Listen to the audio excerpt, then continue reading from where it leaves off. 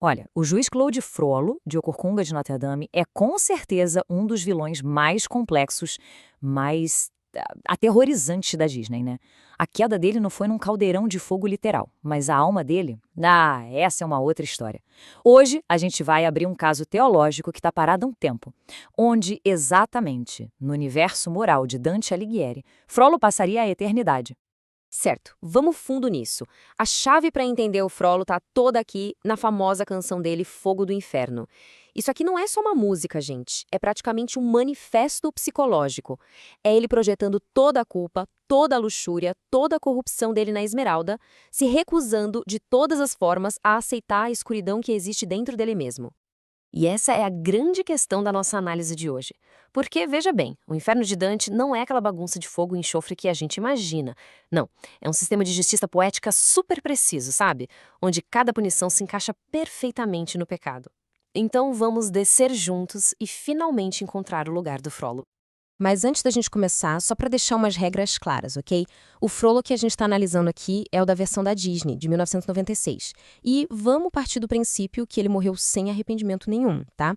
O nosso caso vai se basear só no que a gente vê no filme. E é super importante entender que o Frollo da Disney é bem diferente do original, lá do livro do Victor Hugo. No livro, ele é um intelectual trágico, sabe? Consumido por uma paixão proibida. Já o nosso Frollo, o da Disney, ele é um fanático que usa a religião e a lei como armas para justificar genocídio, perseguição pessoal. É esse cara que está no nosso tribunal hoje. Bom, para a gente encontrar o lugar do Frollo, a gente vai precisar de um mapa. O mapa moral de Dante, no caso. O inferno é todo estruturado numa hierarquia de pecados, e entender como essa hierarquia funciona é o que vai resolver o nosso caso. Basicamente, Dante divide o inferno em 3 grandes partes. Lá em cima, mais perto da superfície, tá a incontinência, que são os pecados da paixão, sabe? Tipo luxúria, gula. No meio, a gente encontra a violência. E lá no fundo, o mais grave de todos, a fraude. A lógica é a seguinte: quanto mais uma pessoa usa o intelecto, aquilo que nos faz humanos, para fazer o mal, pior é o pecado. Beleza, então. Vamos começar a nossa descida. A gente vai começar por eliminação, olhando primeiro os círculos de cima, para ver se o Frollo se encaixa em algum deles. Bom, o segundo círculo, o da luxúria, parece um candidato óbvio, né? Por causa da obsessão dele pela Esmeralda. Só que tem um detalhe. Nesse círculo ficam os amantes que foram levados pela paixão, uma paixão mútua. A luxúria do Frollo é outra coisa. É fria, é controladora, é pura coerção. Aquela frase dele, escolha a mim ou a sua pira, isso não é paixão, é dominação.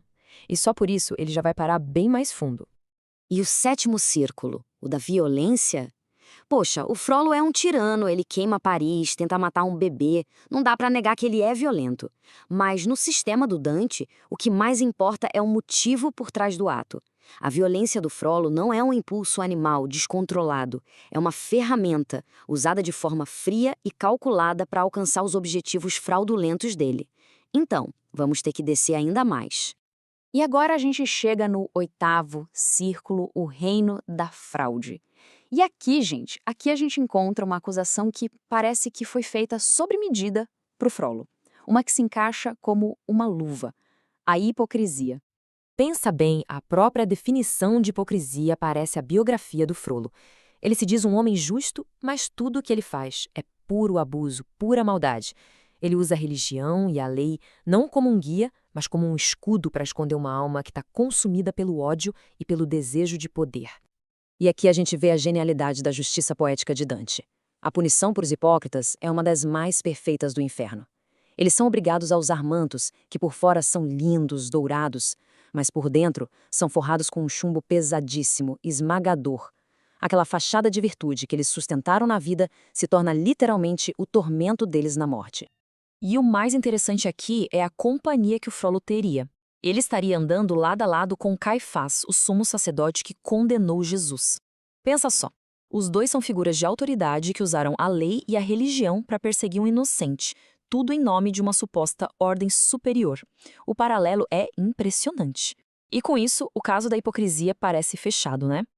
Só que, bem quando a gente acha que encontrou o lugar perfeito para ele, a gente descobre que a moralidade de Dante tem um nível ainda mais profundo e mais sombrio. É que, sabe, o lance da hipocrisia se encaixa de um jeito esteticamente perfeito.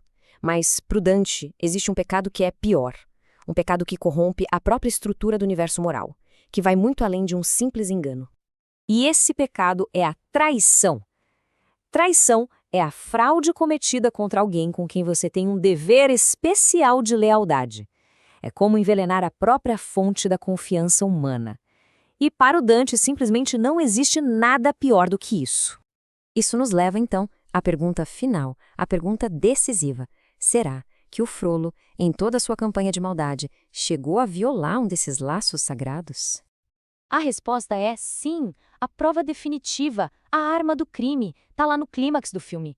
No momento em que ele tenta matar o Quasimodo, o filho que ele criou, a pessoa que ele tinha o dever sagrado de proteger, o Frollo comete o ato final de traição. Ele não tá mais só enganando o público, ele está tentando destruir a própria família.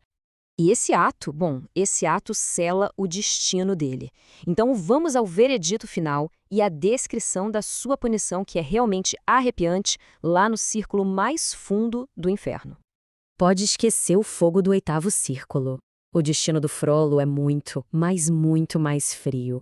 Ele pertence ao 9º e último círculo, o reino congelado da traição. E é aqui que está a ironia suprema, né? O homem que vivia consumido pelo fogo do inferno é condenado ao frio absoluto. Ele fica preso no gelo do lago Cócito, completamente imóvel, para sempre. O único movimento que ele pode fazer é chorar.